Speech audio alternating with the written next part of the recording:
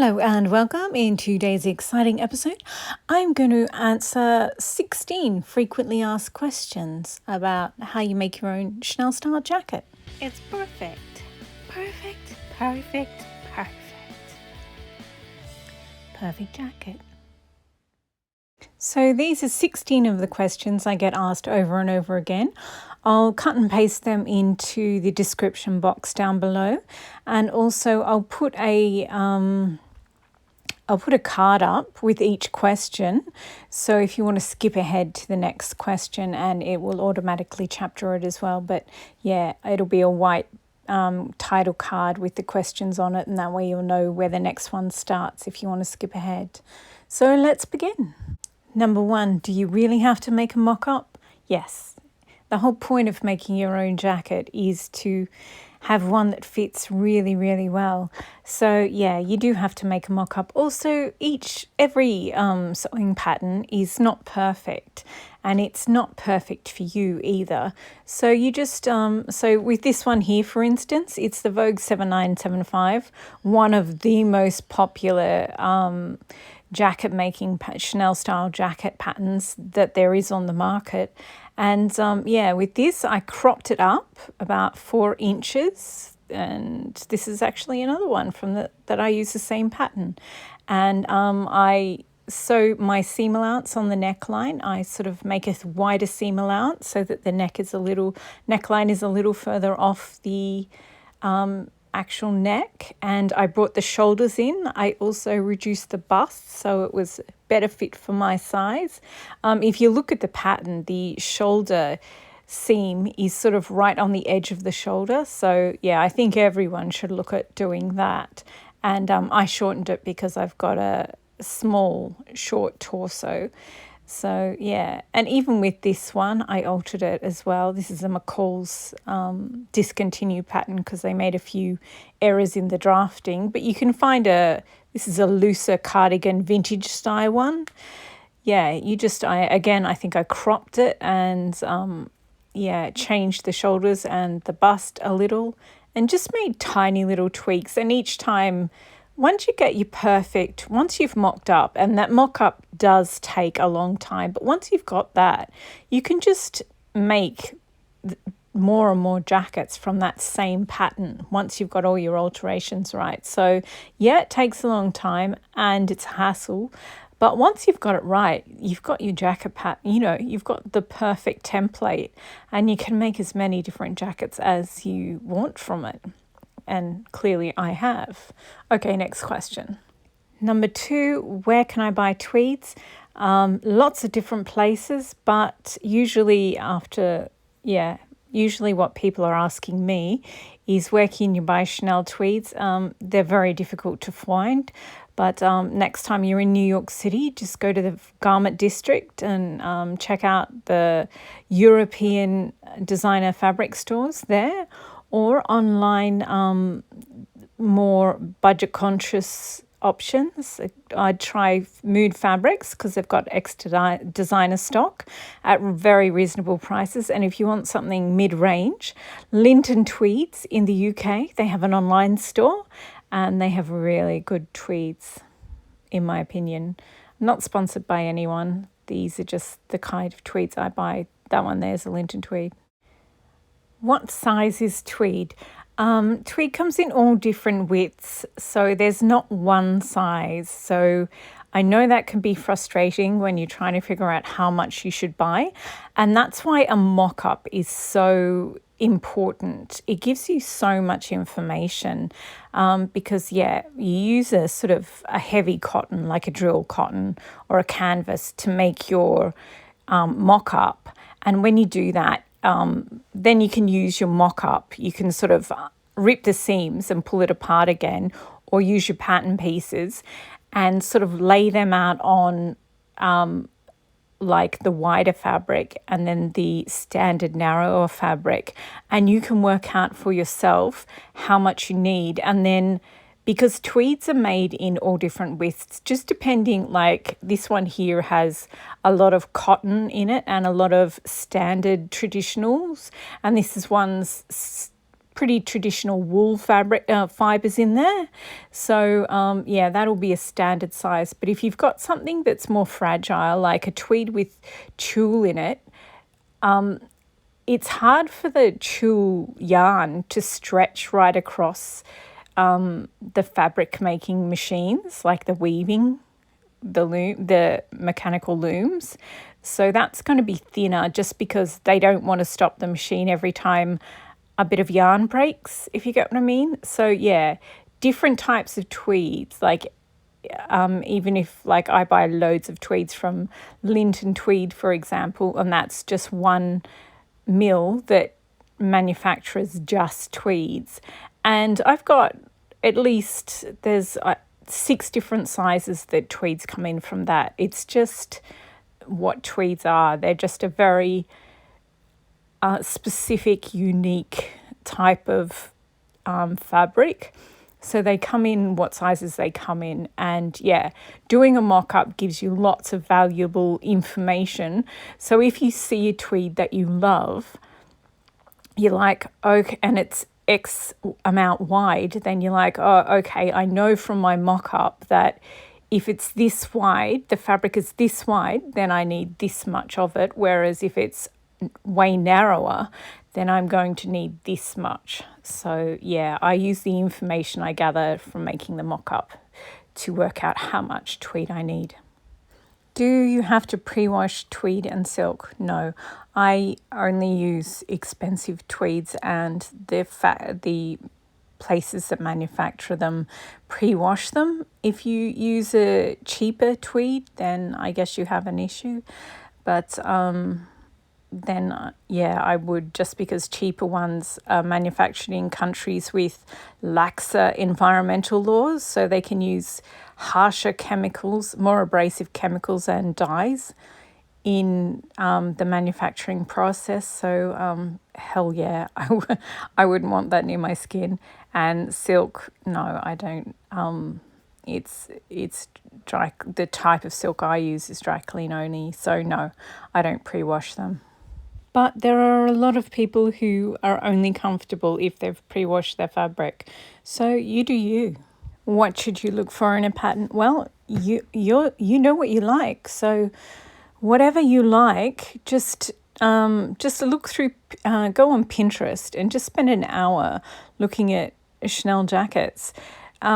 Very basically, there's the vintage cardigan style, or there's the Karl Lagerfeld era, which are more slim fit, like this one that is up now. This is a actual Chanel tweed. And yeah, so just sort of decide, do you want it sort of very figure hugging, or do you want it more of a relaxed cardigan? And then buttons, no buttons, pockets, no pockets, loud and colourful, or you know, if you want something really loud and colourful in tweed wise, then you're going to have to go for more simple lines, a simple silhouette, to really showcase how beautiful that tweed is.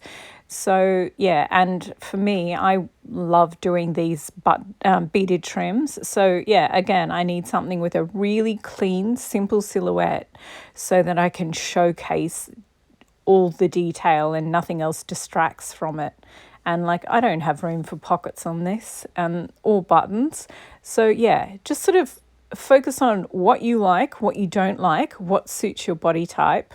I mean, I don't really care what suits my body type. It's what you love. So yeah, if it's important to you that it looks flattering, then it is important because it's important to you. But for me, I just like, you know, things that look beautiful and are technically very, very challenging to make. So yeah, that they were my criteria. What are your criteria? Just look at a bunch of like 100 or 200 different Chanel jackets. Figure out, do I like big shoulder pads? Do I like buttons? Do I like collarless? Do I like 3/4 sleeves, long sleeve? And then just go to Simply Delightful, something delightful, where you get the Vogue, Butterick, McCall's patterns, or go to the Simplicity site And Simplicity has Simplicity, New Look, and Birder, I think. And yeah, just find a pattern that sort of meets your requirements. What colour tweed should you get? Well, I have one actual Chanel jacket, and that's black. But yeah, I probably wear my navy, of the jackets that I've made, I probably wear the navy ones the most. The darker colours will, if you wear them in the sun too much, they will fade a little. I don't wear mine too much in the sun. Brighter colours and darker colours, like bright, loud ones, and darker colours hide the dirt better. So if you live in a city with lots of pollution and you can't really do anything about that, then yeah, I would recommend against cream or white or any of the really light colours. But yeah, just think about your life, and yeah, are you stuck outside a lot? In which case your tweeds will, degrade quicker. So yeah. I guess it's kind of like when you're thinking about what colour car you should buy. Is it going to be stuck in the sun a lot? And yeah, is it going to get dirty a lot? Just think about things like that, practical things. European tweeds, designer tweeds, are way more expensive. Is it worth it, or are they just more expensive, because of name recognition? I find them. Was made in Italy. It's a Chanel tweed. I like them. I will pay more for a really good quality tweed because I want to make a jacket. I want to invest time making it well, and then have it for decades. But if you want something that's fast fashion, then your value, what's important to you is different than what's important to me. So I consider that European tweeds or expensive, well-made tweeds are worth it, but it's up to you. But yes, they are expensive because there are better quality ingredients in them. Do I have to line my Chanel jacket? Yes. Chanel jackets have silk lining. That's what makes them, one of the things that makes them a Chanel jacket. This is an odd one. Is lining the same thing as flatlining? No, they are two completely different things. It's usually people who've bought a vintage coat pattern and they've just read the instructions who are asking this question. Essentially, dressmaking and jacket making are completely different things. When you're making a jacket, you have the outer layer, which is the tweed. You have the structural layer, which you might call flatlining. That's the one that helps the jacket keep its shape, or a coat keep its shape for decades and decades on end. And then you have the lining, which protects the structural layer. If you're just a consumer and you don't make things, then the lining seems like it's just to help you slip the jacket on and off. But from a construction point of view, the lining is there to protect the structural workings, like the bit of the jacket that keeps it looking like a jacket. So yes, you do need yes, lining and flat lining are two separate things, and you do need both of them, in my opinion. There are a lot of people who happily make jackets in different ways. So each to their own, but I make jackets that I want to last, 40, 50 years at least. So what are your priorities, and work to them? I get quite a few people saying, I bought this jacket pattern to make a Chanel style tweed jacket and it says I have to block interface. What is that? And do I have to do it before I can cut any of the pieces? Well, no, you don't have to do anything. You don't want to. But first of all, block interfacing is where you sew. In my case, I sew a netting. You buy your piece of tweed. that you need to cut all your pieces out of, and then you buy another bit of fabric that's the exact same size, either cotton that you then pre-wash, or in my case I use netting. And this is what I did for the first few tweed jackets I made. I block interfaced, and you just hand stitch. So you lay out your tweed on a really big table or on the floor, and then you pull it on opposite diagonal corners, and then you do the opposite diagonal corners just to get it square.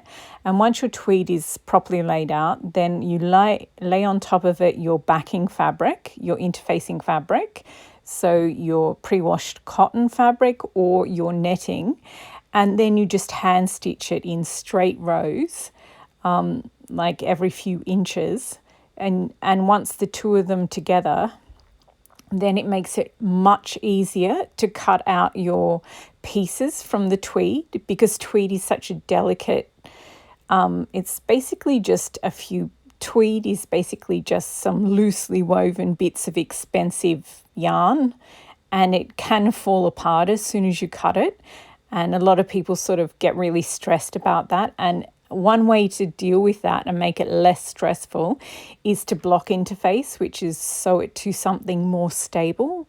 And then you're basically just cutting out the stable thing, and it's holding the tweed into where it should be.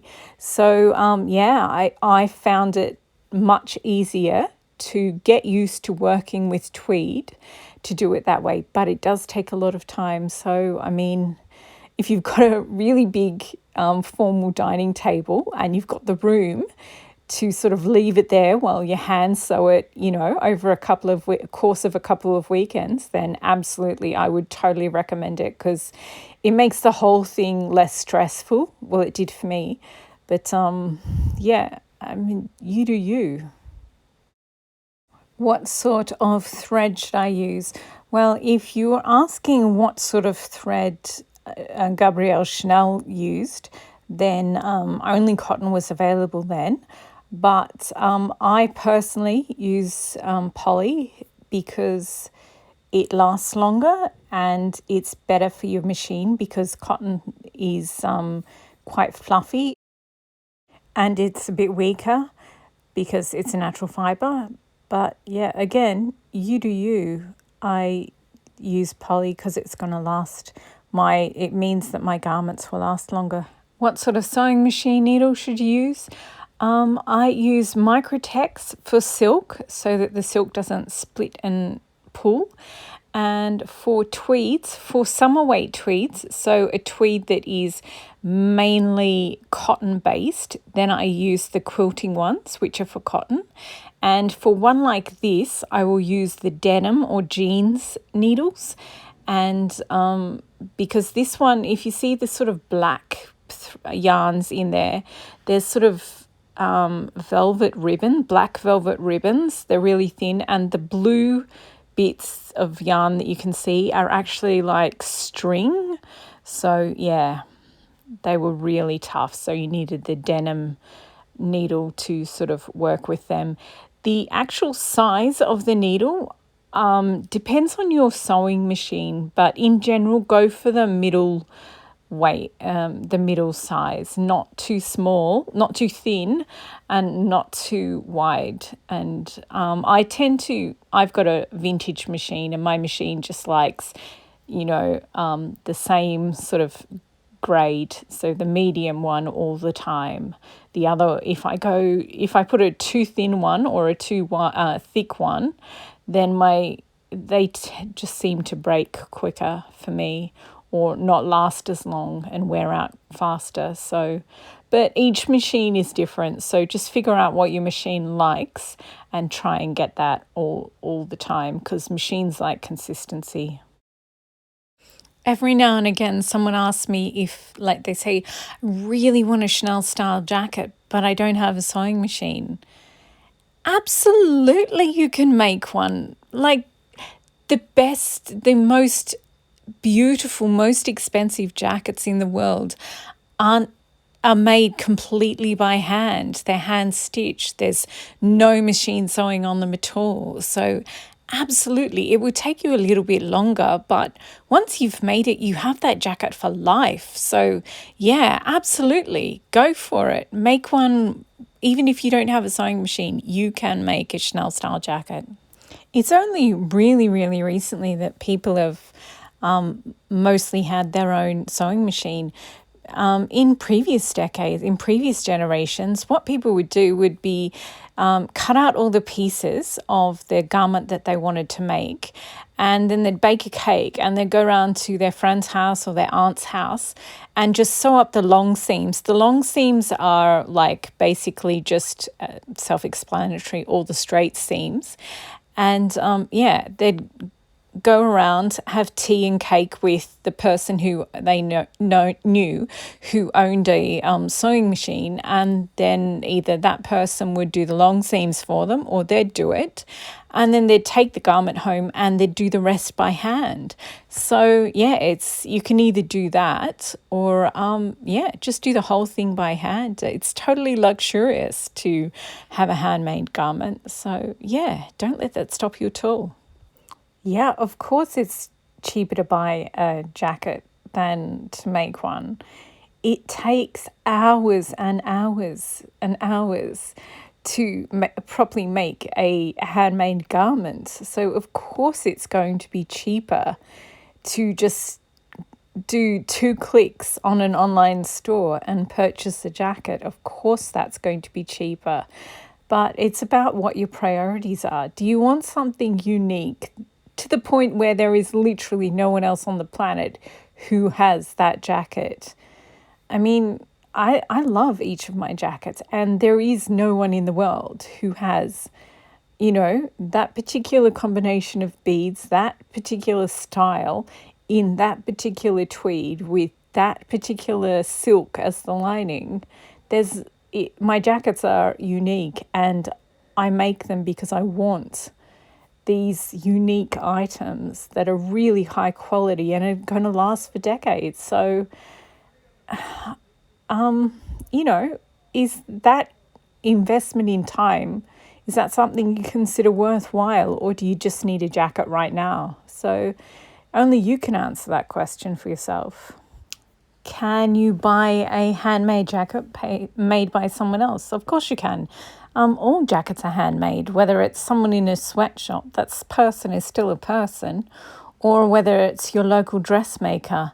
Just sort of look you can Google the dressmakers in your area, or a tailor, depending on the type of jacket that you want.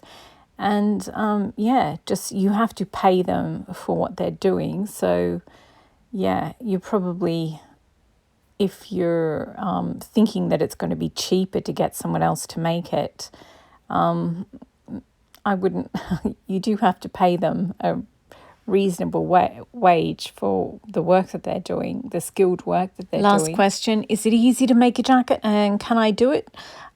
Yeah, well, I wouldn't say it's the easiest thing in the world. It is a little bit difficult, but if you just break it down, I mean, it's pretty difficult to eat an entire tub of ice cream as well, but I've managed it. You just have to do it a little bit at a time, and just sort of break it down into different sections. And I'd say once you've done your mock-up, then I wouldn't worry about working with tweed fabric until after, just focus on doing your mock-up and ironing out, working out all the alterations that you need to make. And once you've done that, then you can feel free to get stressed about working with tweed fabric, and just sort of, break it down into sort of bite-sized little snack-size jobs that you have to do. And then each one, once you finish that, then sort of you can start stressing about the next part if you want to.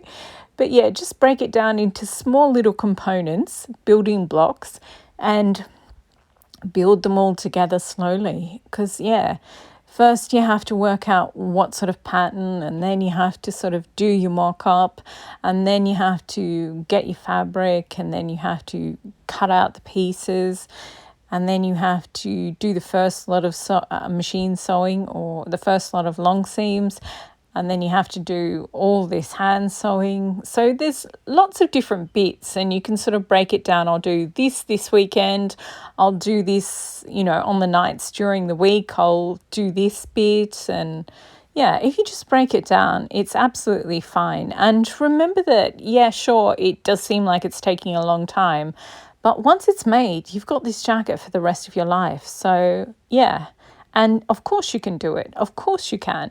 Just write down a list and then do each one. And, you know, if you need practice, then just, you know, get a big block of chocolate or a whole tub of ice cream and go, if I can finish this entire thing, then I can make an entire jacket. You just got to chip away at it. So don't do that if you're diabetic, obviously. But yeah, no, it does seem like a big task, but just break it down and just do one tiny thing at a time and you'll be fine. So that's it. 16 questions answered. If you have any more questions, leave a comment and I will make another one of these. But yeah, thank you for watching, and go forth. Make yourself a Chanel style jacket. They are awesome.